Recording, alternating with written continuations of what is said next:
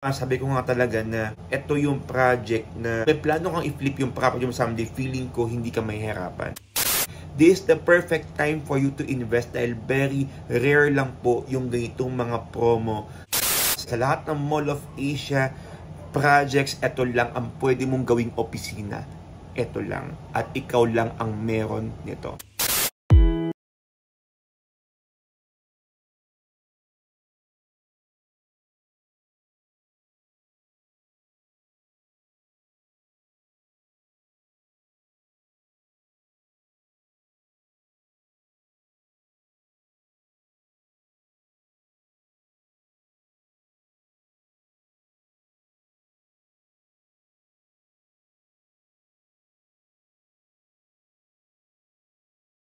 Isa pong magandang araw po sa lahat po ng mga Pilipino mula po sa Luzon, Visayas, Mindanao.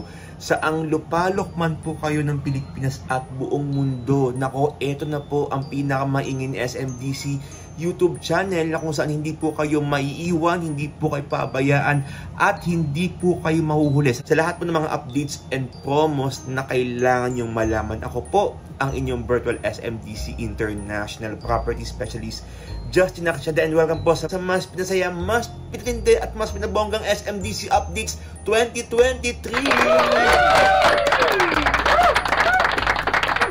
Okay, muli po ha, maraming salamat po sa lahat po ng mga nanonood ng mga vlogs ko. Sa lahat po ng mga patuloy po na nakikialam, nakiki-update sa lahat po ng mga SMDC projects. Nako, sana po itong mga vlogs natin na talagang ina-upload po natin, sana po talaga maging instrumento po ito para ma-update po kayo, malaman niyo pa po yung lahat ng mga ibang mga properties pa ng SMDC. And so again, maraming salamat po sa lahat po ng mga patuloy na tumatangkilik, sa lahat po ng mga viewers natin. Hindi lang po sa buong Pilipinas, kundi sa buong mundo. Maraming salamat po. Okay, and for today's video, napaka-special po ng video na ito dahil gumawa po tayo ng isang content para mabigyang diin talaga kung gaano nga ba kaganda ang project na ito. Totoo lang po mga kaibigan, sa lahat po ng mga SMDC investors, sa lahat ng mga kliyente ko, ito ang apple of the eye ko. Okay, ito ang pinaka-paborito ko sa lahat ng mga SMDC. Ayan. Totoo lang po, kung tayo talaga ay mayaman, kukuha talaga ng mga 10 units po dito kasi iba talaga, no? Ito ang project na masasabi ko na hindi lahat ng tao ay makakabili. Hindi po dahil sa presyo nito, kundi ang konti lang po ng inventory ng property na ito. Ano nga po ba ang pinag-uusapan natin? Top 5 why you should invest in Ice Tower. Okay, so yung pinag-uusapan natin, maaaring ikaw mismo nag-iisip ka kung worth it nga ba kumuha sa Ice Tower? Maaaring sa point ka ng buhay mo na parang maganda bang mag-invest sa Ice Tower? Okay ba talaga ang residential office property? Nako, para po sa inyo to, sa lahat po ng mga nanonood ngayon na may planong kumuha ng SMDC Ice Tower. Okay, pero bago po ako mag-start ha, dito po sa top 5 why you should invest in Ice Tower. Nako, baka naman po niyo pong isubscribe ang channel na ito. Ayun, mag-subscribe po kayo mga kaibigan and click the notification bell para mas updated ka sa channel na ito. Umpisa na nga po natin top 5 why you should invest in Ice Tower in 5, 4, 3, 2, and 1. Okay, ito po ang kauna-unahang residential office na na-launch ni SMDC. Okay, so totoo lang po mga kaibigan, nagulat po ako nung na-launch po ito ni SMDC kasi before, marami talagang mga kliyente or investors or mga business owner na naghahanap ng office units dyan po mismo sa Mall of Asia. Meron lang tayo dyan ng mga office tower. Ito po yung 2 towers ay kung saan po nakalagay po yung aming opisina, no? Meron din po dyan na yung mga yung ibang buildings po, yung may mga BPOs, ayan. So marami talaga tayo mga office dyan. In business po kasi, no, in business talaga, in every problem there is opportunity.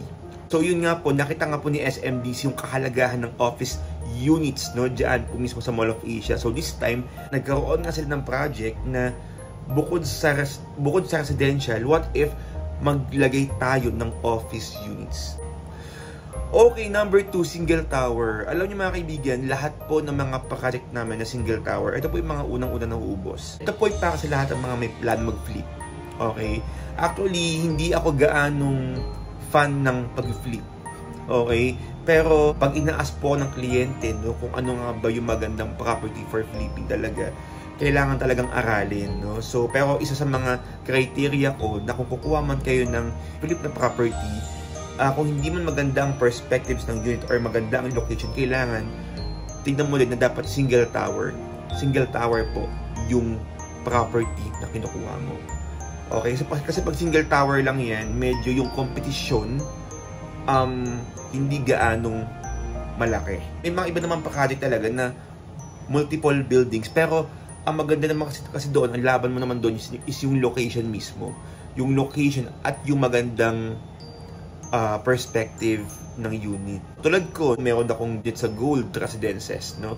Pero kahit madami siyang buildings, kung unit na pipiliin mo, siguraduhin mo talaga na kailangan inaral talaga ng consultant mo. Maganda yung unit perspectives, maganda yung view, maganda ang unit number kahit hindi ka Chinese. Oo. So yun, like ko sinasabi yun sa mga vlogs ko. Ito naman kay Ice Tower, maganda po dito, single tower lang siya. At dahil nga dyan sa single tower nga lang siya, ikatlo na dahilan kung bakit maganda mag-invest sa Ice Tower, 14 levels lang siya. Imagine that, 14 levels, 14.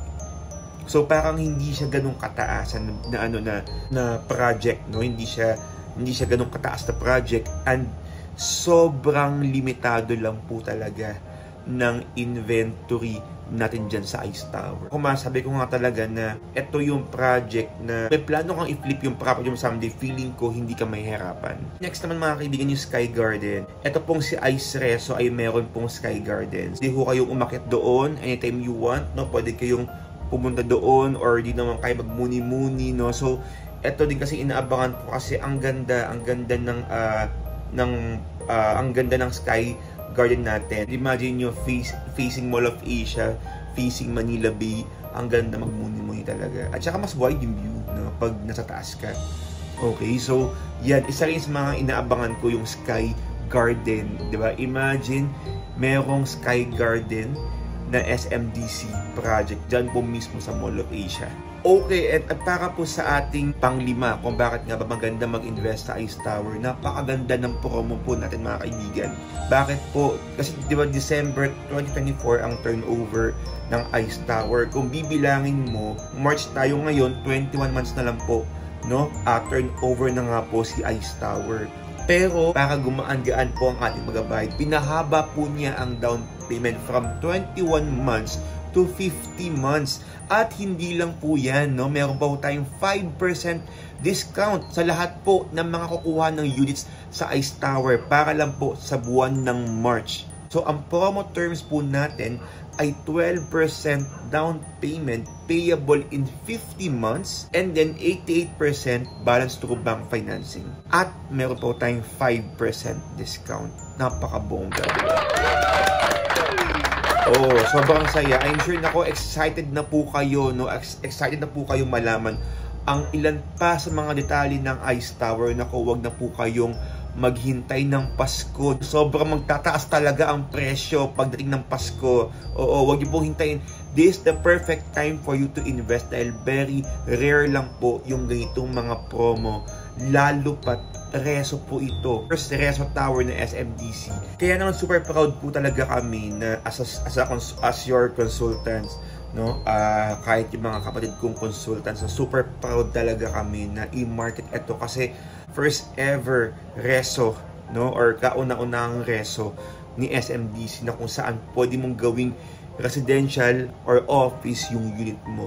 So kung halimbawa by that time ma-turnover po ito at biglang may naghanap ng office unit dyan, nako, perfect na po. Perfect na po ito sa inyo kasi sa lahat ng Mall of Asia projects, ito lang ang pwede mong gawing opisina. Ito lang. At ikaw lang ang meron nito.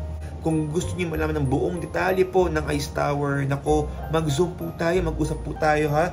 I-message niyo lang po ako dyan po sa aking WhatsApp number, 63915281435, 63915281435.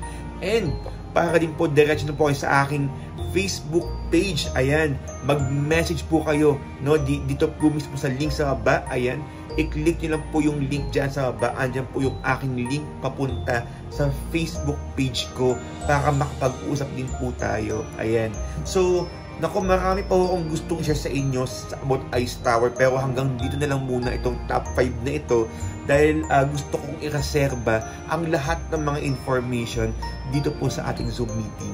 Kaya po sa lahat ng mga SMDC investors, ayan, kung kayo po ay naghahanap ng property na talagang masabi natin sobrang ganda ng location, sobrang laki ng magiging returns, no? Eto na po yun. Ladies and gentlemen, the SMDC Ice Tower Residential Office. Ayan. Okay? So again, nako, maraming salamat po sa inyong panonood mula simula hanggang dulo. Please don't forget to subscribe to my channel, Justin Archeda-SMDC TV, for more videos and updates all about SMDC projects. At huwag niyo po kalimutang i-follow ako sa aking Facebook page, TikTok account, and syempre sa aking Instagram. Ayan. So, again ha, naku, marami po tayong mga pasabog ngayong buwan ng March. Nood lang po kayo. And i-share nyo rin po itong video dito sa lahat ng mga friends nyo para malaman din po nila yung SMDC projects, no? Yung mga medyo nahihiyang makapag-usap sa mga consultants, nako, naiintindihan natin yan, no? Kaya manood na lang po muna kayo ng SMDC YouTube channel po natin. Ito po, dito po mismo sa Justin Archeda-SMDC TV. Again, maraming salamat po sa inyong panonood mula simula hanggang dulo. Muli ako po ang inyong virtual SMDC International Property Specialist, Justin Archeda, ang inyong consultant na patuloy po magbibigay ng mga project updates and promo updates para sa lahat po ng mga Pilipino.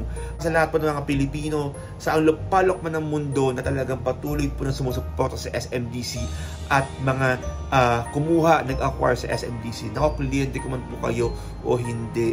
Maraming salamat po sa inyong patunood mula hanggang dulo. Again, see you po ulit sa ating next video. Stay safe and happy investing, everyone.